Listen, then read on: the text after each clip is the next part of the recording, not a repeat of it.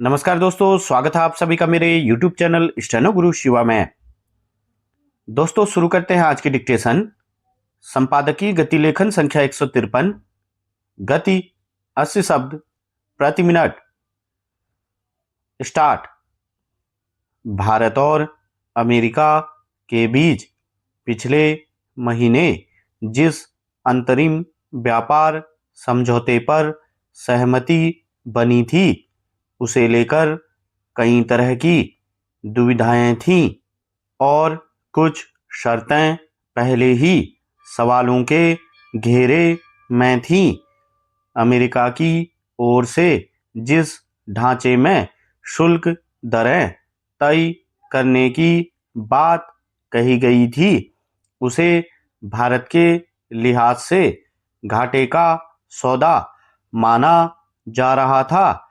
एक तरह से तभी इस बात की आशंका बन रही थी कि भारत इस मसले पर अमेरिका से पुनर्विचार करने को कह सकता है, मगर कई बार वैश्विक समीकरण इस तरह काम करते हैं कि दोनों पक्षों को मौजूदा तकाज़ों के मुताबिक फैसला लेना होता है। शायद यही वजह है कि उस समय अमेरिका की ओर से शुल्क दर घटाकर 18% कर दिया गया था और भारत ने उस पर सहमति जताई थी, मगर अब भारत सरकार की ओर से यह साफ कहा गया है कि अमेरिका के साथ अंतरिम व्यापार समझौता तभी आगे बढ़ेगा या उस पर हस्ताक्षर होंगे जब नया वैश्विक शुल्क ढांचा तैयार हो जाएगा। गौरतलब है कि भारत और अमेरिका के बीच इस व्यापार समझौते पर इसी महीने हस्ताक्षर होने थे, लेकिन चूंकि अमेरिकी सुप्रीम कोर्ट के फैसले में पुरानी शुल्क दरों को अमान्य करार दे दिया गया, इसलिए अब वहां के राष्ट्रपति डोनाल्ड ट्रंप के प्रशासन को वैश्विक व्यापार के लिए नया ढांचा तैयार करने की जरूरत पड़ रही है। इसमें कोई दो राय नहीं कि किसी भी व्यापार समझौते में शामिल देश तभी सहमत होते हैं जब उन्हें विश्व बाजार में अन्य प्रतिस्पर्धी देशों के मुकाबले ज़्यादा सुविधाएं या लाभ मिलें।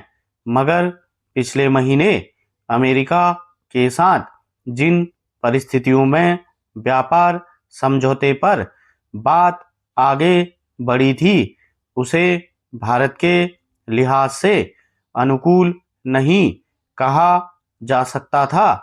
खास तौर पर शुल्क दरें तय किए जाने की कसौटी चूंकि समान नहीं थी, इसलिए आने वाले वक्त में इस मसले पर संतुलन बनाने की मांग उठने की पूरी संभावना थी।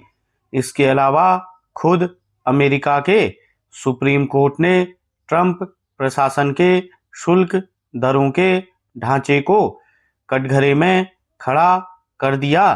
हालांकि एक वस्तुस्थिति यह भी है कि भारत और अमेरिका के बीच व्यापार समझौते को लेकर भले ही वार्ता आगे बढ़ रही थी, लेकिन अब तक यह केवल समझौते के प्रारूप तक ही पहुंची थी और इसके लिए किसी कानूनी दस्तावेज पर हस्ताक्षर नहीं हुए थे।